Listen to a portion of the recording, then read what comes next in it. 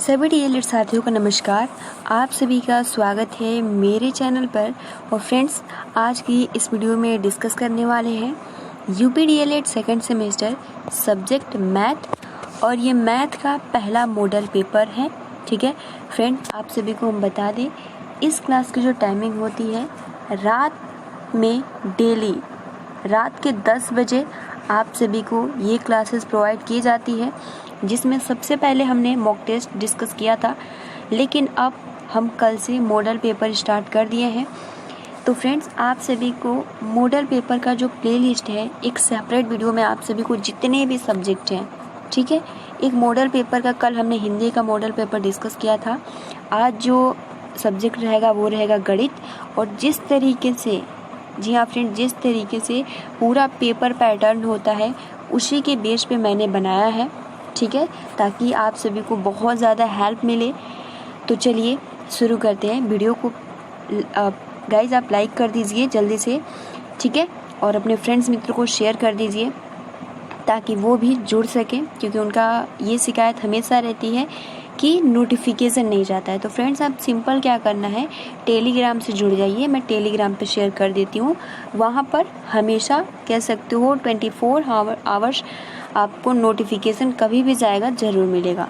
तो चलिए शुरू करते हैं, जिसमें सबसे पहले आप सभी को हम बता दें, जो गणित पेपर होता है ये 25 नंबर का होता है, जिसमें से इस बार आपको 25 में 25 तो लाना ही लाना होगा, और ये इसमें से आपको 12 नंबर तो मतलब किसी भी हालत में लाना है, क्योंकि बिल्कुल भी बैक नहीं लाना है, और बैक आएगा अभी नहीं, ठीक है। तो जो भी प्रशिक्षु हैं वो बिल्कुल भी परेशान ना हो, बस अगर अभी तक आपने कुछ भी नहीं पढ़ा है तो अभी से स्टार्ट कर दीजिए। चलिए, बहुत ही बेसिक से हम आप सभी को इस चैनल के माध्यम से जानकारी देते हैं। तो चलिए शुरू करते हैं, जिसमें सबसे पहले 18 कुल क्वेश्चन पूछा जाता है मैथ में। बहुविकल्पीय प्रश्न, अति लघु और लघु उत्तरीय। जो बहुविकल्पीय प्रश्न होता है वो 1 नंबर का होता है, जो लघु उत्तरीय प्रश्न होता है वो 2 नंबर का, और जो अति लघु होता है वो 1 नंबर का। चलिए अब हम लोग बढ़ते हैं। आंसर आप कर सकते हो, क्योंकि हमने आंसर नहीं लिखा है किसी भी क्वेश्चन का, क्योंकि मॉडल पेपर है। तो मॉडल पेपर में तो आप सभी को और 1 घंटे का टाइम तो नहीं ही लगेगा, ठीक है, क्योंकि 1 घंटे का टाइम मिलता है। जो 25 नंबर का पेपर होता है उसमें आप सभी को जो टाइमिंग दी जाती है 1 घंटे का।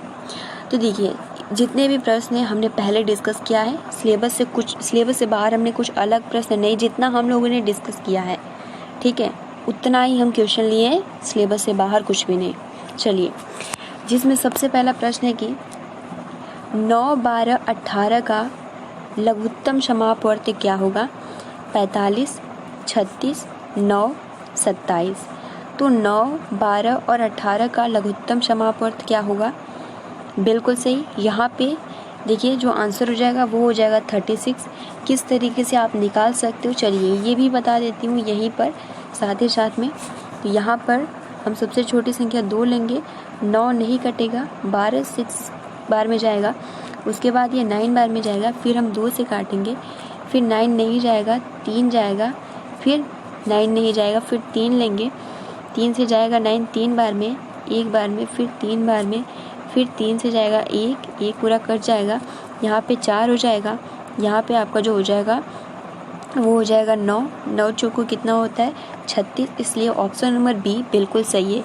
ये जो हमने मेथड, कौन सा मेथड है, तो ये है भाग विधि, ठीक है। हम ये भाग विधि से जो अलग अलग करके लगाते हैं वो गुणनखंड विधि होता है। इतना क्लियर हुआ? चलिए आगे बढ़ते हैं। ये पहला प्रश्न 1 नंबर आप सभी का, इस पे पूरा 100% मिलेगा, है ना। अब देखिए फ्रेंड्स, अगला जो क्वेश्चन है कि प्रश्न नंबर दूसरा की सबसे छोटी प्राकृतिक संख्या है 2, 0, 1 सभी। अब बहुत सारे प्रशिक्षु ये कहेंगे ये तो बहुत ही बेसिक से प्रश्न है। देखिए फ्रेंड्स, आज फर्स्ट क्लास है, क्योंकि इस चैनल पर बहुत ऐसे भी प्रशिक्षु हैं जिनको बेसिक से बताना बहुत ज़रूरी होता है, ठीक है, क्योंकि उनको भी लेकर साथ में चलना है। तो यहाँ पर जो प्रश्न नंबर 2 है कि सबसे छोटी प्राकृतिक संख्या है 2, 0, 1 सभी। तो सबसे छोटी प्राकृतिक संख्या हमने संख्या से रिलेटेड प्रथम सेमेस्टर में और सेकंड सेमेस्टर में भी आप सभी को प्रोवाइड किया था। देखिए यहाँ फिर से एक बार मैं आप सभी को बता दूं, जो 1, 2, 3, 4, 5 ये क्या होते हैं, प्राकृतिक संख्या होते हैं। 0, 1, 2, 3, 4, 5 ये क्या होते हैं, तो ये पूर्ण संख्या होते हैं। उसके बाद देखिए यहाँ पे 0, -1, एक मिनट, -1, -2, 1, 2, 3 ये क्या होता है, तो ये आपका पूर्णांक होता है। और परिमेय जिसे हम p/q के फॉर्म में लिख सकते हैं, जहाँ पे 0 नॉट इक्वल होना चाहिए, और अपरिमेय जिसे हम p/q के फॉर्म में नहीं लिख सकते। तो इस तरीके से यहाँ पर आप सभी को मैंने बताया, जब सबसे छोटी प्राकृतिक संख्या, क्योंकि 2 भी होता है लेकिन सबसे छोटी, तो यहाँ पर एक ऑप्शन नंबर सी बिल्कुल सही हो जाएगा। अब देखिए फ्रेंड्स, अगला जो प्रश्न है कि -8 का योगात्मक प्रतिलोम है 8, -8, 16, -16। तो -8 का योगात्मक प्रतिलोम है, बिल्कुल सही, क्योंकि फ्रेंड्स जब भी योगात्मक प्रतिलोम पूछे तो -8 का माइनस में आप सिंपल गुणा कर दीजिए, माइनस माइनस मिलकर क्या हो जाएगा, +8। तो +8 इस तरीके से लिखिए आप, या इस तरीके से लिखिए, क्योंकि हमें प्लस लिखने का कोई मतलब नहीं होता है, ठीक है। तो यहाँ पर ऑप्शन नंबर फर्स्ट बिल्कुल सही हो जाएगा, ऑप्शन नंबर फर्स्ट। अब देखिए अगला प्रश्नोत्तर नंबर 4 है कि 5:5 समानुपात x अनुपात 45 में x का मान होगा 10, 35, 45, 25। तो आंसर कीजिए आप सभी, अगर आप सभी को आ रहा है तो आप आंसर कर सकते हो। बिल्कुल सही, यहाँ पर जो हो जाएगा वो हो जाएगा 45। देखिए इसको किस तरीके से हम यहाँ पे लगा सकते हैं, ठीक है, नीचे लगाई हूँ, देखिए किस तरीके से लगाना है यहाँ पे। एक मिनट, यहाँ पे दिया है, ये क्या होता है आपका मध्य अनुपाती, ये क्या होता है बाएं पद, ये बाएं पद और ये बाएं पद, इसमें इसका मल्टीप्लाई और इसमें इसका मल्टीप्लाई। तो इसको ज्ञात करने के लिए सिंपल क्या करना है, इसमें इसका मल्टीप्लाई कीजिए और इसका मल्टीप्लाई।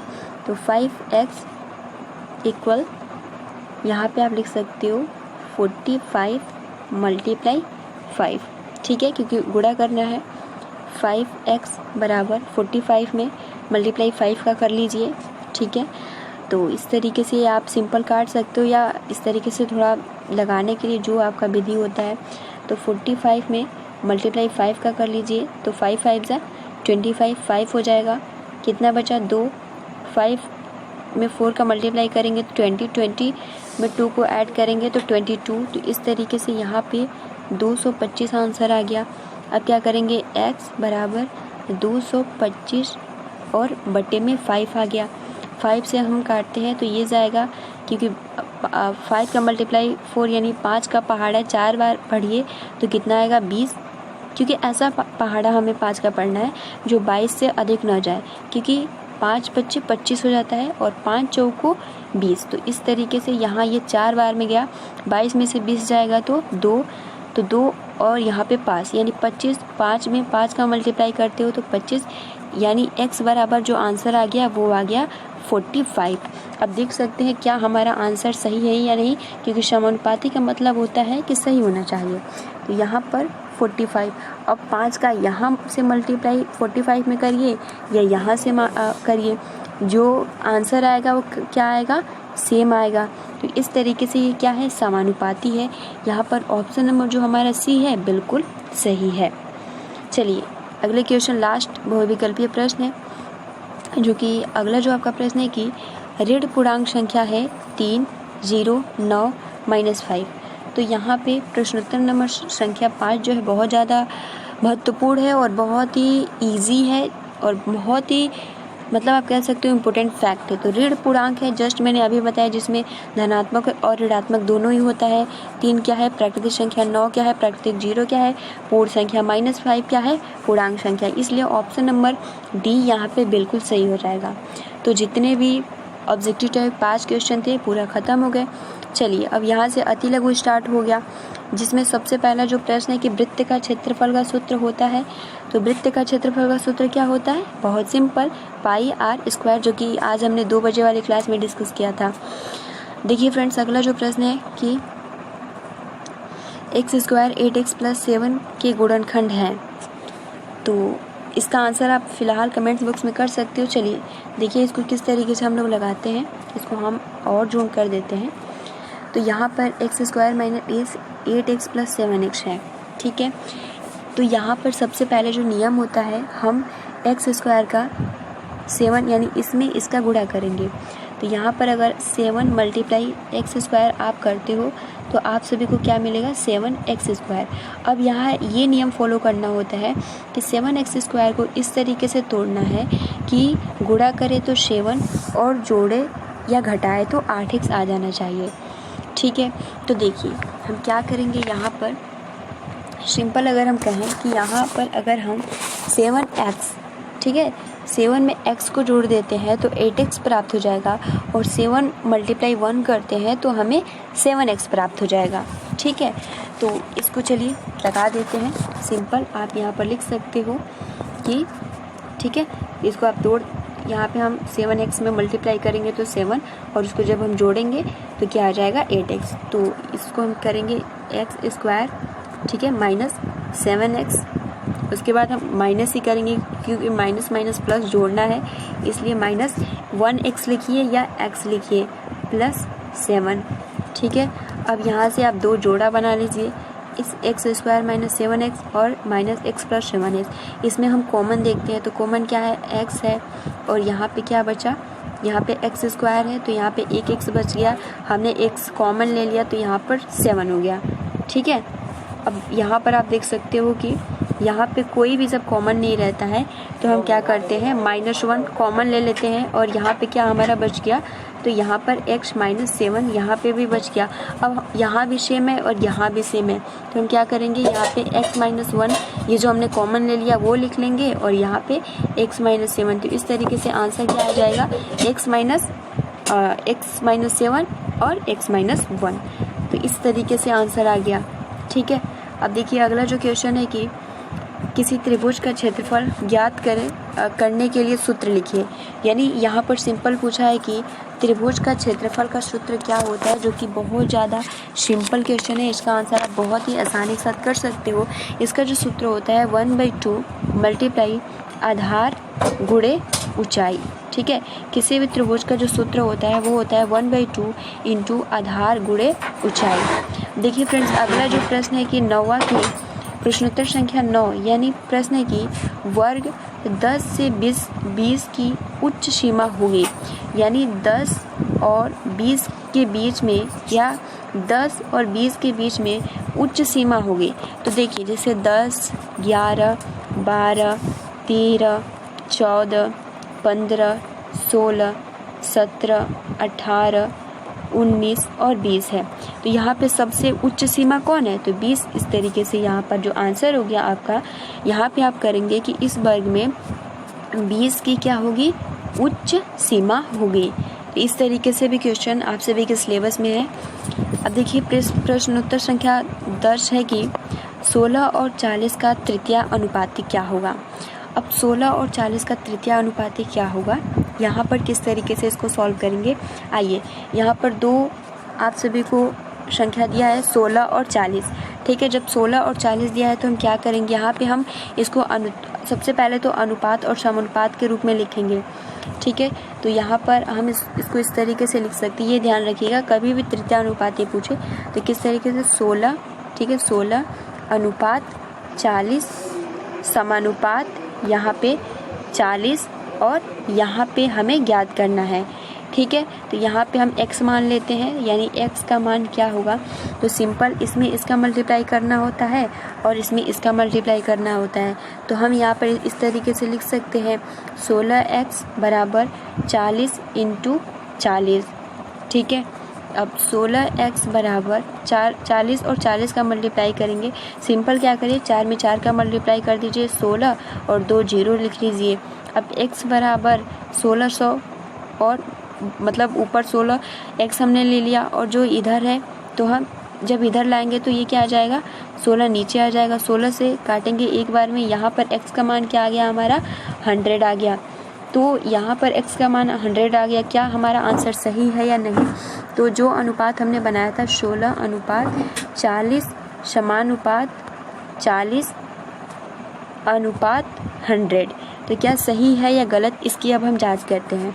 तो सिंपल, सबसे पहले तो हम इसका मल्टीप्लाई करते हैं। तो 40 में 40 का मल्टीप्लाई करेंगे तो 1600 प्राप्त हो जाएगा। उसी प्रकार से जब 16 और 100 में मल्टीप्लाई करेंगे तो भी आंसर क्या आएगा? 1600 ही। तो इस तरीके से जो हमारा आंसर x का मान 100 है वो बिल्कुल सही है। ठीक है। अब देखिए फ्रेंड्स, प्रश्नोत्तर नंबर संख्या आपका 11 है कि यहाँ पर कि ब्रैकेट में 3x + 2y² को हल करें।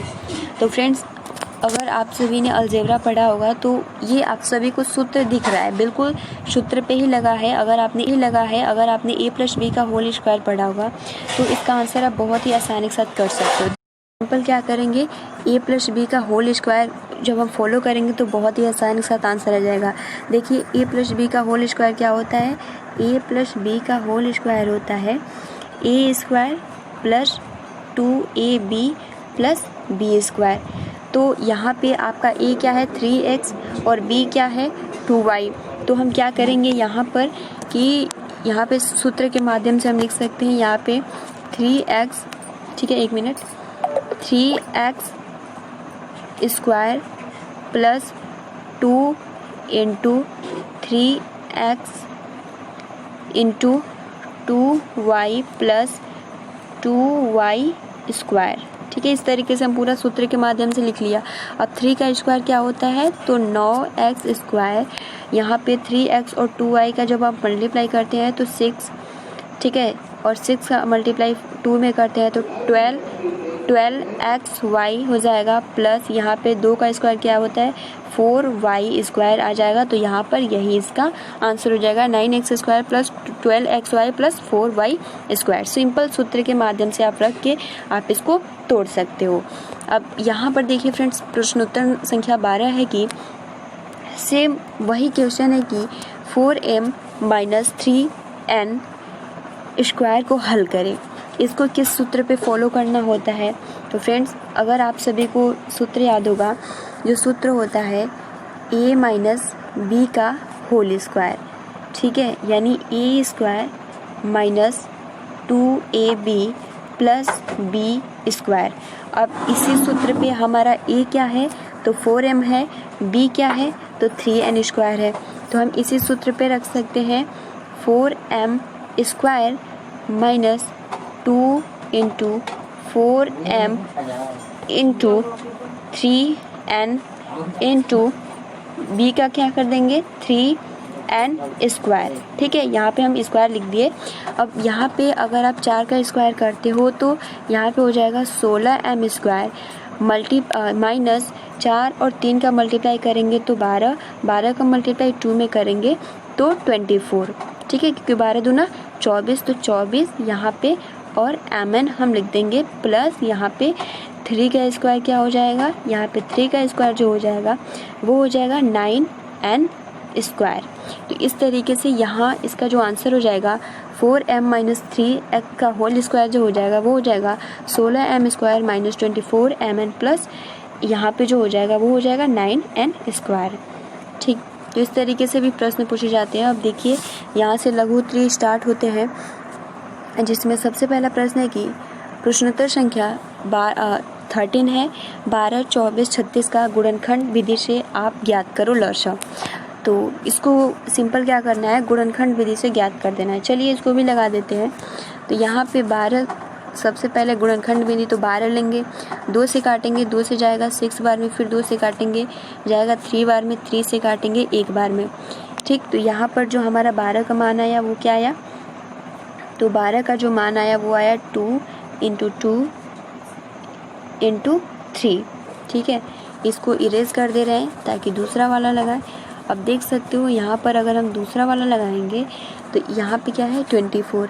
तो 24 हम सबसे छोटी संख्या लेंगे 2 और फिर 2, फिर 2 से ये जाएगा 6 बार में, फिर 2 से जाएगा ये 3 बार में, फिर 3 से जाएगा ये 1 बार में, यानी 24 का जो हो जाएगा वो हो जाएगा 2 × 2 × 2 × 2 × 2 × 3। इसको इरेज कर दे रहे हैं 36 के लिए जगह हो जाए।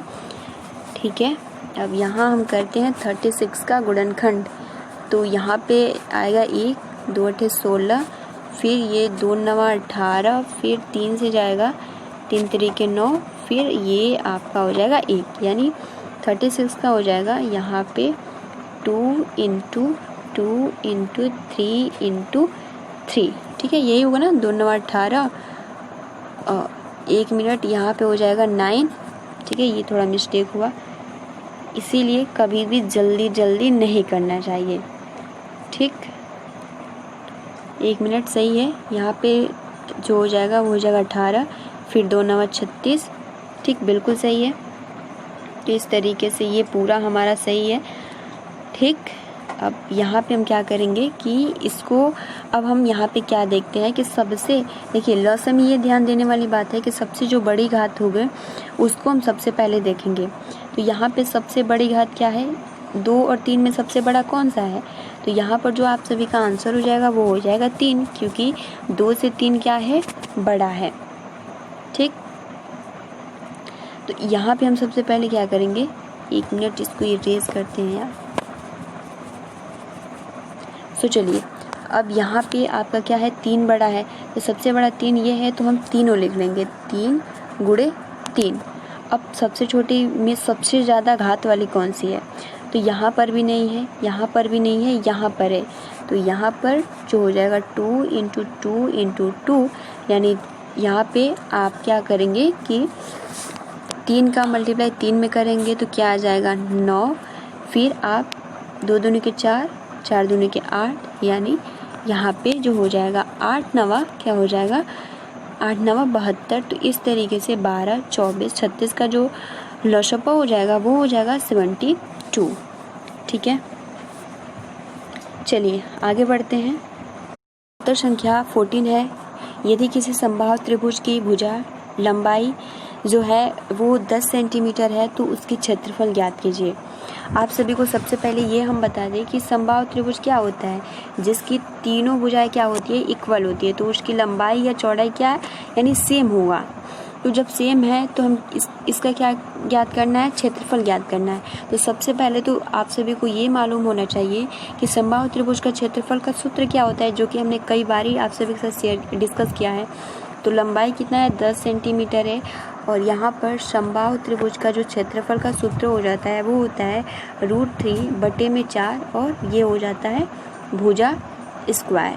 ठीक है, भुजा स्क्वायर दिया है तो सिंपल हमें क्षेत्रफल ज्ञात करना है। तो यहाँ पे √3/4 10 दिया है उसका लंबाई, यहाँ पे हम करेंगे √3/4 10 का स्क्वायर जो हो जाएगा वो हो जाएगा 100, 4 से काटेंगे 25 बार में, इसका जो क्षेत्रफल आ जाएगा वो हो जाएगा 25, और √3 यहाँ पे वर्ग सेंटीमीटर स्क्वायर, या आप सेंटीमीटर स्क्वायर कह सकते हो या वर्ग सेंटीमीटर। ठीक, तो इसका जो आंसर हो जाएगा 25√3 सेंटीमीटर स्क्वायर। तो इसलिए सूत्र अगर याद होगा तो बहुत ही आसानी के साथ कर सकते हो आप। प्रश्नोत्तर संख्या 15 है कि यदि एक वृत्ताकार मैदान की त्रिज्या 7 मीटर है तो मैदान का क्षेत्रफल ज्ञात करें। तो फ्रेंड्स, ये हमने 2 बजे वाली क्लास में भी डिस्कस किया था, आसानी के साथ आप आंसर कर सकते हो। यदि एक वृत्ताकार मैदान की त्रिज्या 7 मीटर है तो मैदान का क्षेत्रफल क्या होगा। तो सबसे पहले तो आप सभी को पता होना चाहिए कि वृत्ताकार का जो क्षेत्रफल होता है वो होता है πr²। तो यहाँ पे क्षेत्रफल पूछा है तो सिंपल हम क्या करेंगे, पाई, ठीक है, r कितना दिया है, त्रिज्या कितना दिया है, तो 7 का स्क्वायर करेंगे, और यहाँ पे पाई बटे जो हो जाएगा मल्टीप्लाई जो हो जाएगा यहाँ पे 49। ठीक है, अब पाई का मान क्या होता है, तो वो होता है 22/7 मल्टीप्लाई 49, 7 से काटेंगे तो ये हो जाएगा 7 बार में 49 कट जाएगा, 22 का मल्टीप्लाई 7 में कर दीजिए तो 154। ठीक है, m² इसका आंसर आ जाएगा। तो सूत्र याद होगा तो बहुत इजीली तरीके से आप कर सकते हो। अगला जो प्रश्न है कि प्रश्नोत्तर संख्या 16 है कि 9, 12 और 10 का अपवर्तक क्या होता है। अपवर्तक यानी डिवीज़न। तो सिंपल क्या करना है, यहाँ पर 9 का अपवर्तक क्या क्या हो जाएगा, अगर आप सभी को पता है तो आप कमेंट्स बॉक्स में कर सकते हो। यानी सबसे पहले 1 हो जाएगा, 3 हो जाएगा, फिर 9 होगा। 12 का अपवर्तक क्या क्या हो जाएगा, 1 हो जाएगा, 2 हो जाएगा, 3 हो जाएगा, 4 हो जाएगा, 6 हो जाएगा और खुद स्वयं 12 हो जाएगा। 10 का क्या हो जाएगा, 1 हो जाएगा, 2 हो जाएगा, 5 हो जाएगा और 10 हो जाएगा। तो इस तरीके से 9 का अपवर्तक क्या हो गया, 1 3 9, 12 का अपवर्तक 1 2 3 4 6 12, 10 का अपवर्तक 12 5 और 1 2 और 1 2 5 10। अब देखिए प्रश्नोत्तर संख्या 17 है कि ax plus B X minus E Y minus B Y के गुणनखंड ज्ञात करें। तो इसको किस तरीके से करना है, कॉमन लेना है और बहुत ही आसानी से कर सकते हो। यहाँ पे इस तरीके से सबसे पहले कर लेंगे ax प्लस बी एक्स में कॉमन क्या है, तो यहाँ पर हम देख सकते हैं x कॉमन है तो x कॉमन लेंगे, क्या बचा a प्लस बी। यहाँ पे माइनस ए वाई और माइनस बी वाई में कॉमन क्या है, y है, तो यहाँ पर हमारा कॉमन हो जाएगा माइनस वाई और यहाँ पे हो जाएगा क्योंकि माइनस हो गया तो a प्लस बी। ठीक है, अब यहाँ पे क्या करेंगे, a प्लस बी हो गया और यहाँ पे क्योंकि दोनों कॉमन है और x माइनस वाई, तो इस तरीके से आंसर जो हो जाएगा a प्लस बी और ब्रैकेट में x माइनस वाई। अब देखिए अगला 18 नंबर प्रश्न है कि संचयी बारंबारता वक्र को कहते हैं। तो फ्रेंड्स संचयी बारंबारता वक्र को जो कहते हैं वो कहते हैं त्वरण। ठीक है, अब देखिए यह 18 तक ही रहता है लेकिन हमने और क्वेश्चन ऐड कर लिए हैं 2 की। प्रश्नोत्तर संख्या 19 है कि 33.328 में 2 का स्थानीय मान क्या होता है। तो फ्रेंड्स आप सभी को पता है 3 का अगर पूछा होता है तो 3 डिवाइड बाई 10, 2 का पूछा है तो 2 डिवाइड बाई 100। सिंपल आप इसमें भाग दे दीजिए तो आंसर आ जाएगा, या इसी तरीके से आप आंसर कर सकते हो। अब देखिए अगला जो क्वेश्चन है लास्ट आज का प्रश्न है जिसका आंसर आप सभी को करना है कि प्रश्नोत्तर संख्या 20 यानी 10 20 30 का मौसा क्या होगा। इसका आंसर आप सभी को क्या करना है, लाइव चैट में नहीं कमेंट्स बॉक्स में करके बताना है। तो फ्रेंड्स आज की वीडियो कैसी लगी, क्वेश्चन कैसे थे, आप इसका आंसर जो है कमेंट्स बॉक्स में कर सकते हो। फिलहाल ये जितने भी क्वेश्चन थे बहुत ज़्यादा महत्वपूर्ण थे, जिस टाइप से क्वेश्चन पूछे जा सकते हैं उसी टाइप से हमने क्वेश्चन लिया है। ठीक है, तो अभी तो ये मैथ का मॉडल पेपर 1 था। जितने भी सब्जेक्ट है मैं आप कह सकते हो फुल ट्राई करूँगी कि आपको जितने भी 50 नंबर के जो क्वेश्चन पेपर होता है उसको प्रोवाइड किया जाए। ठीक है, क्योंकि उसमें जो टाइमिंग दी जाती है वो 2 घंटे की टाइमिंग दी जाती है, तो मुझे थोड़ा और मेहनत करना होगा पेपर बनाने में, बट कोई नहीं, फुल ट्राई होगा। सो आपको बस यही करना है कि जो प्रिपरेशन करना है बहुत ही अच्छे से करना है। वीडियो को लाइक कर दीजिए और ज़्यादा से ज़्यादा अपने फ्रेंड्स मित्रों को शेयर कर दीजिए। Thanks for watching, take care and best of luck.